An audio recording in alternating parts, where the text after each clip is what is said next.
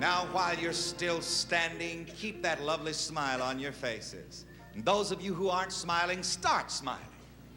Come on, smile until you show all of your teeth are where they used to be.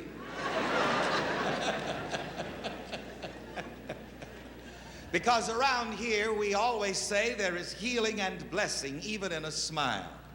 And you're dressed so beautifully. I was watching you backstage on the color television monitor, and you look so gorgeous. You look so beautiful. But do you know you're not really dressed up until you put on a smile? Even if your wig did cost $100.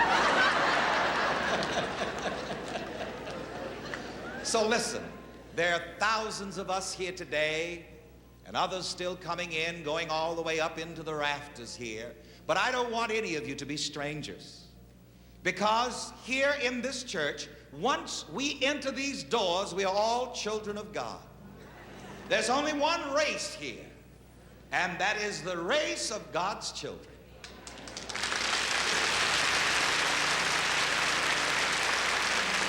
That's the only denomination here in United Church in New York at Broadway and 175th Street. God's children.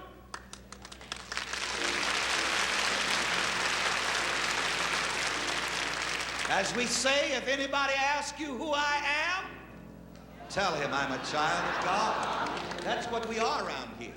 And so I'm going to have all of you, God's children, of different religious and racial and cultural backgrounds. I'm going to have you bless each other. With that big smile on your faces, I want you to shake hands with everyone you can reach and say this to each other. Let's not be strangers. The presence of God in me blesses the presence of God in you. Let's say it together first, and then we'll shake hands. Come on. Let's not be strangers. The presence of God in me blesses the presence of God in you. Go ahead.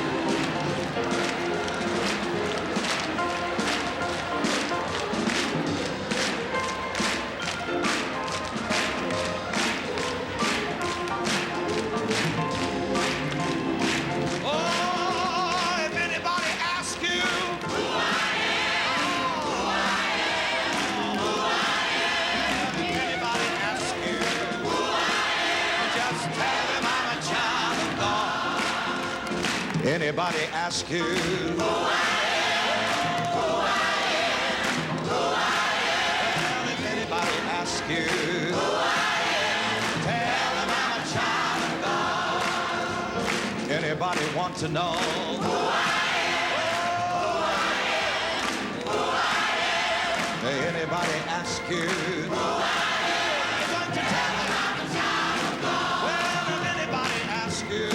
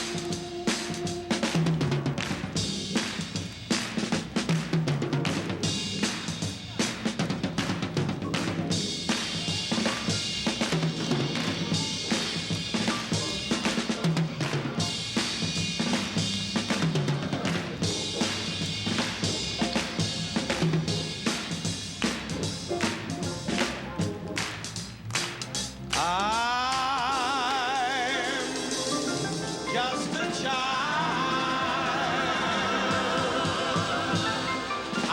a child. I'm a child of God.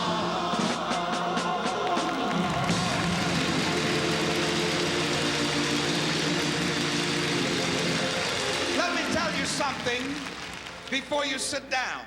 You know, everybody in the world today is looking for a label. And everybody tries to find some kind of a label to put on somebody else. And people seem to think that if you don't have some kind of label, then there must be something wrong with you. People often ask me, Reverend Ike, what kind of religion is that you have? What do you call yourself? And I just simply say, I'm a child of God.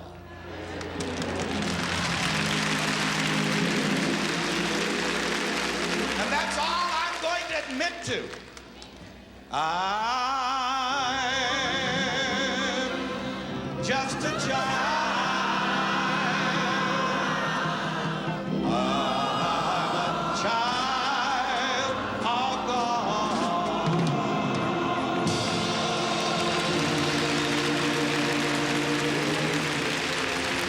Before you sit down, just shake one more hand and say to each other, you're a child of God, and God loves you through me. Go ahead.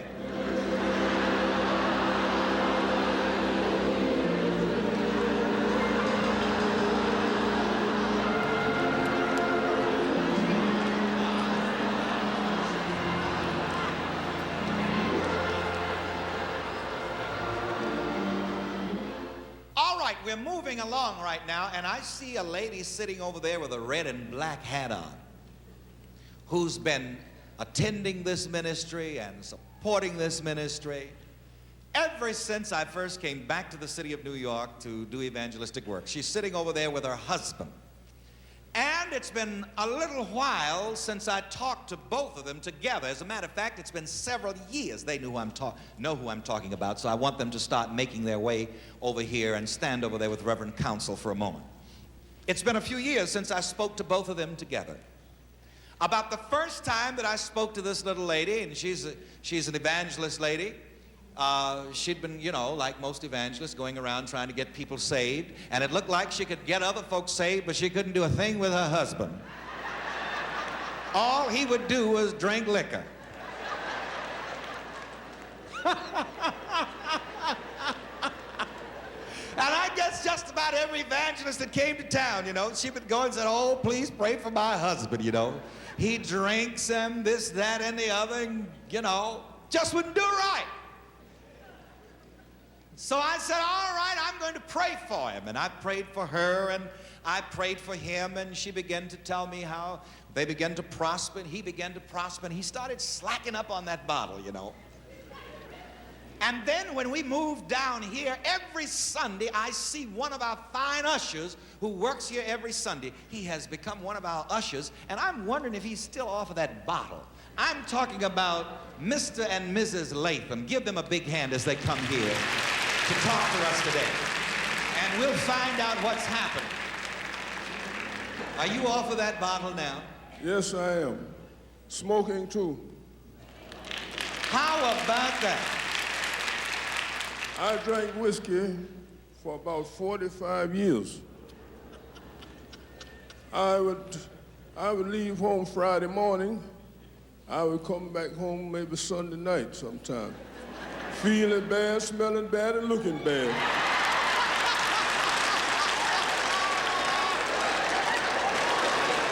I just wanted to sleep, that was all.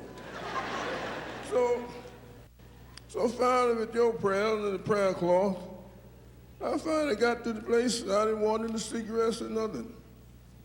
That's where it was. And you know, I see you. As I said, it's been several years now since I spoke to both you and your wife together. I speak to her very seldom now, as I see her in the lobby there sometimes.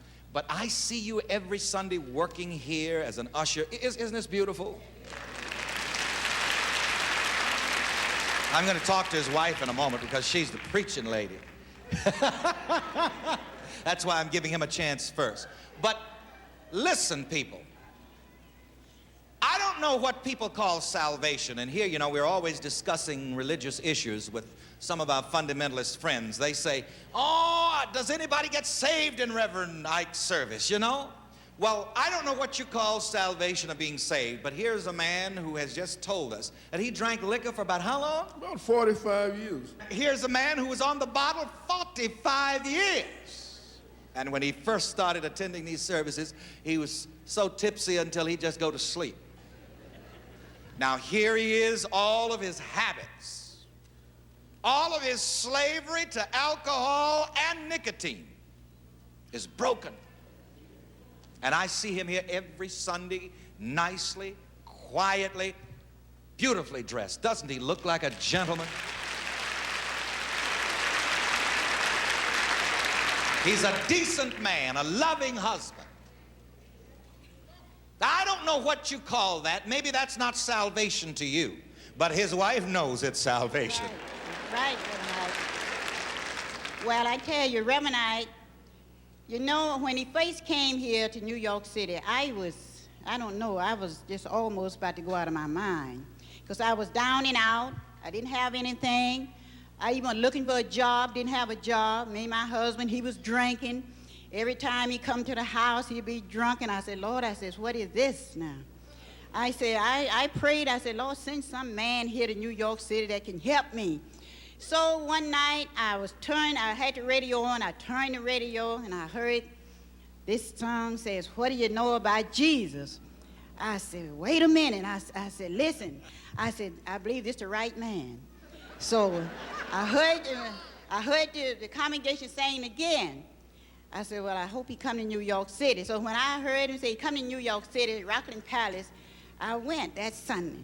So when I got back, my husband, he was drunk. I said, you should have went. I said, this man knows something. He said, yeah. I said, what he look like? I said, well, you come and see. I said, why I went because I said, he different from the rest of these ministers I've been going to. He said, yeah. I said, he knows something. He can tell you something. So he said, all right, well, I'll let you go first. And then if you look like you get along right, then he says, well, I'll go next time. So he came to the Sunset one Sunday. He wouldn't come to Rockland Palace. He came to the Sunset. So he said to one of the ushers, he says, my wife here? They said, yeah. He said, I come to pick her up. So I was feeling to go down in the back, you know, and I was going to tell him, you know, how women talk to their husband. I said, why did you come down here at me like this? All drunk, huh? Drunk up. So he said, I come to pick you up. I said, I'm going to tell Reverend Ike about you. I said, well, I got to write Reverend Ike and tell Reverend Ike to pray for my husband so he can stop drinking. Well, I wrote Reverend Ike, and I got some prayer clothes. I found the shoes that he really work in every day. I cut them prayer cloths a little bit of pieces, and I put them way up under the toe. Cut off another, I put it way up under the toe. I cut off another piece, and I put it way up under the toe. And so I put a little piece in his hatband, inside. So that next week, he come in, he said, look, honey, you know what? I said, what? He said, I don't have no taste for no smoking no more. And don't have no taste for no drinking. He said, he said, I believe you done told Reverend Ike to pray for me. I said, that's just what I did. So one night, he came in again. I said, darling, you got some money? He said, yeah, I got some money. He got the check out of his pocket. He threw it on the table. He said, all this is yours. So his whole check. Whole check. Hadn't even cashed. Hadn't even cashed. He said, now I'll sign it and let you cash, and this is yours. He said, you can give me $2 because I wouldn't do nothing with it no way. He said, you save money. All right, I taken the check and cashed it, and I came back upstairs with it. So he said, you don't have to give me anything. He said, that was a change from turning his pockets inside out before. Somebody shout, wonderful! I'm about to explode. Wonderful! One thing I want to say to you all before you go, so you can tell why she's an evangelist. You know what I've told you people, and some of you have heard me say it before. If you don't want to be successful and prosperous, don't hang around here. And I've also told you this, if you don't like the way I look, don't hang around here, because if you hang around me, you'll start looking like I look. Look at this.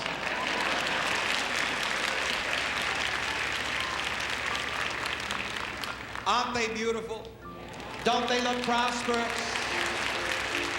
God bless you, Brother Latham. We're glad to have you and your wife in this church. We'll talk to you again sometime on television. We'll be checking on you to see if you're still sober, and I know you will be.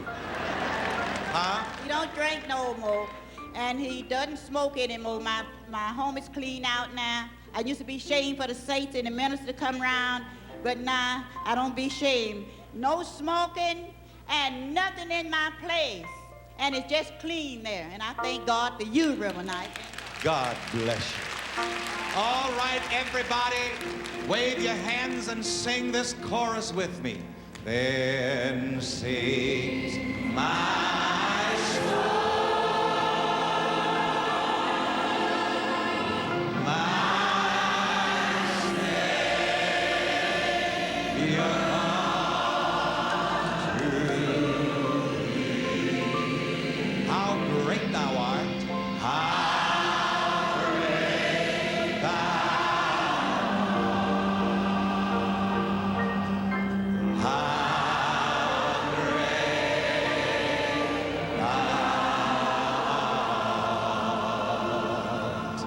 then sings my soul,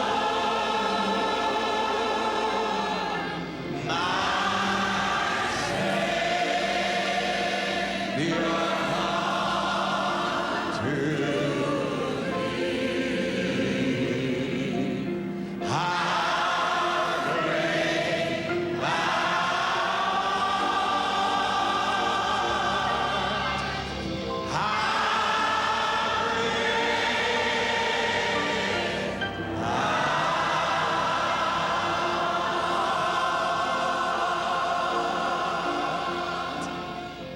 What does a testimony like that do for you?